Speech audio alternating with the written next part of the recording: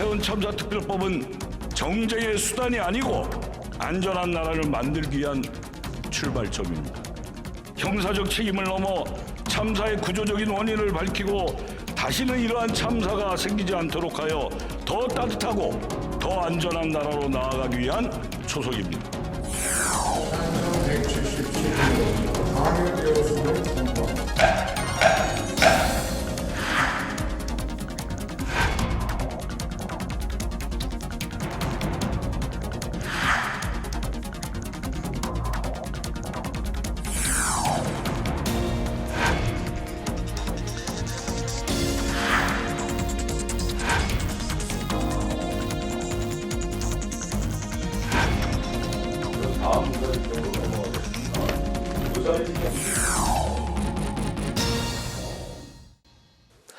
각 상임위 활동을 통해서 지난해 국회의 성과와 과제를 돌아보는 시간. 오늘은 국가의 전반적인 행정 업무를 맡고 있는 행정안전위원회 순서입니다. 이태원 특별법에 대한 생각과 연이은 국가 전산망 마비 사태를 막기 위한 대책은 무엇인지 오늘은 김교흥 행안위원장을 모시고 관련 말씀을 들어보겠습니다. 위원장님 반갑습니다. 예, 반갑습니다. 예.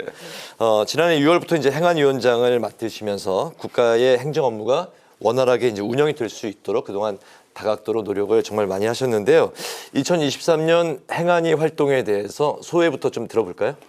예, 우선 행안위는 이제 그야말로 민생을 살피는 데죠. 네. 그러니까 지방자치라든가 또 경찰, 소방 업무, 그래서 국가의 또 국민들의 재난과 안전을 보호하고 또 국가의 균형 발전을 꾀하는 것이 이제 행정안전위원회인데요. 네. 그동안에 뭐 많은 우리가 사건과 사고가 나서 굉장히 바쁘게 우리가 움직였습니다. 특히 잘 알다시피 이태원 참사부터 해서 또 오송 참사, 또 네. 해병대원의 사망, 또 행정안전망의 이 문제점, 뭐 이런 여러 가지 것들이 많이 있었습니다. 그래서 그런 것들을 이제 하나하나씩 점검하고 이제 진행을 했죠. 그리고 이제 그럼에도 불구하고 우리 행안위가 여야 의원들이 또 잘 논의가 돼서 법률안 처리 건수는 또 이 상임위 중에서 1위를 했어요. 네. 지난번에. 그래서 여야 의원들한테는 제가 감사의 말씀을 드리고 특히 이제 재난이나 안전 이런 부분에 앞으로도 더 챙겨야 할 막중한 책임감을 갖고 있다 이렇게 말씀드릴 수 있습니다. 네, 그렇군요. 네. 또 오늘 열린 국회 본회의에서 이태원 참사 특별법이 통과가 됐습니다. 앞서 위원장님께서는 행안위원장으로서 꼭 만들고 싶은 법으로 이태원 참사 특별법을 꼽기도 하셨잖아요. 여야는 특조위 구성엔 공감대를 서로 이뤘지만 특조위 지휘와 운영 방향을 놓고 서로 그 의견 대립이 있었는데 이에 대한 입장과 앞으로 그 상황을 좀 어떻게 전망을 하실까요? 일단은 이제 특조위 부분도 조사기관에 대해서 처음에 반대를 많이 했던 거예요. 네. 근데 그 이제 논의 과정에서 많이 좁혀졌고, 근데 이제 여당에서는 특조위원장을 본인들이 동의하는 사람을 해야 된다 이렇게 해서 잘 안 됐던 겁니다. 네. 이게 이제 오늘로서 438일째인데 우리 아이들이 이 별이 된 게 438일째인데 네. 정말 저는 안타까워요. 유가족들이 지금 이 엄동설안에 오체 투지하고 여름에는 막 노숙하고 폭우 맞아가면서 이렇게 했는데 이건 국회가 책임을 방기하고 있다. 저는 그렇게 생각합니다. 그래서 어떻게든지 여야 간의 합의를 도출하기 위해서 제가 행안위에서도 안건조정위원회를 구성해서 이제 잘 했죠. 그래서 여당의 요구사항도 많이 수정을 했습니다. 그래서 그걸 잘 처리해서 법사위로 가서 법사위에서 이제 90일이 이제 숙려 기간이 되고 이제 본회의로 넘어온 거거든요. 네. 그런데 오늘 보니까 이제 제가 제안 설명을 했는데 여당 의원님들이 다 나가시더라고요. 그래서 내가 그걸 보고 좀 자괴감이 굉장히 많이 드는데 우리가 국회의원이기 전에 한 가족의 가장들 아닙니까? 그럼 우리 아이들이 생때 같은 아이들이 원인도 모르게 사망을 한 거예요. 그 원인은 규명해야 될 거 아닙니까? 우리가 국정조사를 했지만 물리적, 시간적으로 굉장히 어려운 점이 많아서 증인 채택하는데도 굉장히 어려운 점이 많았거든요. 그래서 이번에 국정조사를 여야 의원들이 들어오는 것이 아니라 민간인 전문가들을 넣어서 분명한 진상규명을 좀 하자. 네. 그래서 진상규명이 돼야 대책이 세워질 거 아니에요. 앞으로 이런 그 일이 벌어져서는 안 되겠다 이런 차원에서 그야말로 안전한 나라를 만드는 차원의 출발점이 이태원 참사 특별법이거든요. 그러니까 이태원 참사가 나고도 오송 참사가 일어났잖아요. 네. 해병대원이 사망했잖아요. 그러니까 우리나라는 이게 정확하게 진상 규명이 안 되기 때문에 그 비슷한 사건과 사고가 일어나는 거예요. 그래서 이걸 어떻게든지 법을 만들어서 누구를 처벌하기 이전에 진상 규명을 명확하게 해야 책임지는 사람이 나올 거 아닙니까? 지금 이태원 참사 특별법으로 책임지는 사람이 없잖아요.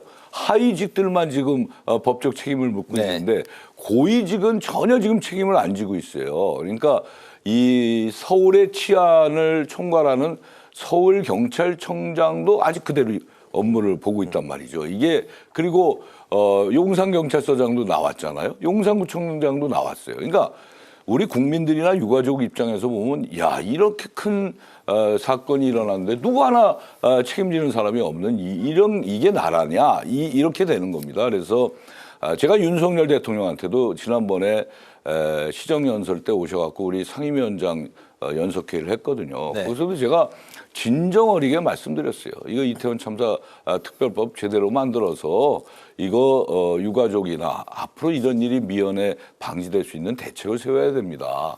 꼭 들어주십시오. 그 얘기를 제가 했는데 안타깝게도 오늘 여당 의원들이 다 나가시는 걸 보면서 정말 저는 굉장히 자괴감이 듭니다. 네, 그렇군요. 또 지난해 7월에는 극한 호우와 함께 미호강 임시 제방이 이제 무너지면서 오송 지하차도 참사가 이제 발생을 했는데 역시 여야 간의 오송 지하차도 참사에 대해서 국정조사 요구에 대해서 현재 그 대립하고 있는 상황이고 검찰이 수사를 이제 진행을 하고 있는데요. 현재 그 수사 상황이 어떻게 진행이 되고 있는지 궁금하고 또 민주당에서는 이제 국정조사를 꼭 해야 된다. 이게 꼭 필요하다. 이렇게 요구하고 있는 이유도 또 같이 좀 들어볼까요? 이것도 같은 맥락인데요. 이게 이제 이 오송 참사 일어나기 전에 3년 전에 그 부산의 초량대교 초량 지하차도 거기서도 3명이 사망을 했어요. 네. 그리고 작년에는 포항에 거기도 이제 하천이 범람하면서 아파트 주차장에 물이 들어와서 7명이 사망을 했습니다. 네. 그러니까 우리는 같은 상황에 참사가 일어나는 부분을 명확하게 진상 규명을 안 하니까 그 이후에도 계속 비슷한 사고가 일어나는 거거든요. 그리고 이 오송 참사는 제가 보기에는 경찰, 소방, 그다음에 청주시, 충북도, 또 한강, 행복청, 이런 데서 누군가 이거를 컨트롤할 수 있는 컨트롤 타워가 있었다면 이 사고는 일어나지 않았어요. 네. 그래서 이런 부분은 굉장히 저는 안타깝고 여기도 그야말로 하급직들만 지금 재판에 붙여져 있는 상황 아니겠습니까? 그래서 저는 이 참사에 대한 부분이 일어나면 거기에 대해서 명확한 진상규명과 대책을 만들어 놔야 이거에 대처하는 이것들이 제대로 계획에 수립될 수 있다 이렇게 생각을 합니다. 네. 네. 그리고 지난해 그 교육 현장에서는 노란 버스 대란이 또 일어났었잖아요. 법제처가 현장 체험 학습을 갈 때 어린이 그 통학버스 노란 버스를 이용해야 한다 이렇게 유권 해석을 내리면서 무더기로 그 어린이들 체험 학습이 취소가 됐었습니다. 이후에는 그 현장 체험 학습을 갈 때 전세 버스도 이용할 수 있는 그 노란 버스법이 본회의를 통과를 해서 논란이 좀 일단락이 됐었는데 당시에 그 혼란을 빠르게 수습하는데 우리 위원장님께서 정말 큰 역할을 하셨다고 들었습니다. 맞습니까? 예, 제가 이제 그 법안을 대표 발의했는데요. 이게 이제 사실은 행정의 탁상 공론식으로 이루어진 네. 법의 해석으로 인해서 4년 만에 이제 코로나19가 어느 정도 정리되면서 우리 아이들이 체험학습을 가서 자연과 함께 할 수 있는 그 공부를 할 수 있는 중요한 시기에 이런 부분이 나왔고 또 하나는 이제 전세버스가 굉장히 기대를 했을 거 아닙니까? 체험학습 가는데 그렇죠. 1,800여 대가 취소를 했다고 그러거든요. 그러니까 그 액수만 해도 170억에 달한대요. 우리 아이들의 희망도 꺾고 이 전세버스에 대한 이 경영난도 더 악화시킬 수 있는 네. 이런 거였어요. 그래서 제가 급하게 이제 대표 발의를 해서 초스피드로 저희 상임위에 넘어와서 법안을 빨리 처리해서 법사위로 넘겨서 본회의까지 가서 해결하는데 한 달밖에 걸리지 않았어요. 네. 야. 그래서 이제 올해부터는 제대로 아마 체험학습을 갈 수 있다 이렇게 생각하고 있습니다. 큰일 하셨네요. 네. 네. 약 2달 전에는 행정 전산망 마비 사태가 이제 계속해서 이제 좀 발생을 했었던 일이 있었는데요. 당시 그 주민등록 시스템 발급이 중단이 됐고 또 지방 재정 관리 시스템과 나라 장터 뭐 이런 것들이 이런 뭐 전산망들이 잇따라 이제 장애를 일으켰는데 이게 점검한 결과 해킹이 아니었고 기능 오류 또 작업 미숙 때문이었던 것으로 이제 밝혀졌는데 당시 이제 많은 국민들이 이제 불편을 겪었습니다. 이 재발 방지 대책이 이제 당연히 필요하겠죠. 어떻습니까? 이제 저희도 굉장히 당황스러웠었는데요. 우리 대한민국이 온라인 정부 시스템이 세계 1위를 다투고 있어요. 네. 영국하고 같이. 근데 어떻게 이런 일이 벌어질 수 있을까 이런 생각을 해봅니다. 그래서 그 당시에 우리가 이제 전입 신고를 하러 가잖아요, 주민들이. 네. 그것도 마비가 돼서 제대로 못했고 또 은행에서 대출을 받으려는데 그 전산망이 그렇게 되면서 굉장히 서민들의 어려움을 가중시켰던 이런 부분입니다. 그래서 근데 이게 명확하게 어디서 문제다 이게 아직까지 제대로 밝혀지지 않았어요. 그래서 장비의 문제다 이제 이렇게 지금 얘기가 되고 있는데 이거를 이번 1월 말까지 해서 그 행안부에서 이 정부의 그 대책을 발표하게 돼 있습니다. 거기에 네. 이제 뭐가 문제였는지 또 노후화된 장비들을 어떻게 할 것인지 앞으로 이제 시스템을 어떻게 가동시킬 건지를 1월 달에 발표를 합니다. 그래서 저는 이게 온라인 정부가 시작된 지 15년 됐거든요. 그러니까 네. 그동안에 이 시스템을 문제 있는 것만 이렇게 땜빵질로 이렇게 해왔던 거예요. 그래서 이걸 총체적으로 한번 들여다보면서 시스템을 제대로 가동할 수 있게끔 구축시키는 것이 일종의 재건축을 해야 된다. 저는 그렇게 보는 거죠. 그래서 그게 1월 말 정도에 정부 발표가 나오면 저희 또 상임위에서 한번 다룰 예정에 있습니다. 그래서 이게 온라인도 온라인이지만 온라인에 문제가 됐을 때 오프라인에서는 그럼 어떻게 빠르게 대처할 수 있을 것인가 이것도 같이 준비가 돼야 되지 않을까 이렇게 생각하고 있습니다. 그렇군요. 네. 또 올해 그 정부 예산안에는 이재명 대표의 역점 사업인 지역사랑 상품권 예산 3천억 원이 반영이 된 점 이게 참 눈에 많이 띄는데 그 앞서 그 행안위 소속의 여당 의원들은 예산 비중과 윤 정부의 건전 재정 기조를 내세워서 이에 대해서 좀 반대를 계속 해왔었습니다. 그럼에도 그 야당에서 좀 추진을 해온 이유가 좀 궁금하고요. 또 그 외에도 올해 예산안 중에서 좀 저희가 주목할 만한 그런 부분이 좀 있을까요? 이 지역 화폐 부분은 정말 좀 답답한 부분이 있어요. 네. 왜냐하면 올해는 이제 저희가 7천억을 올려서 예결해서 3천억이 됐고요.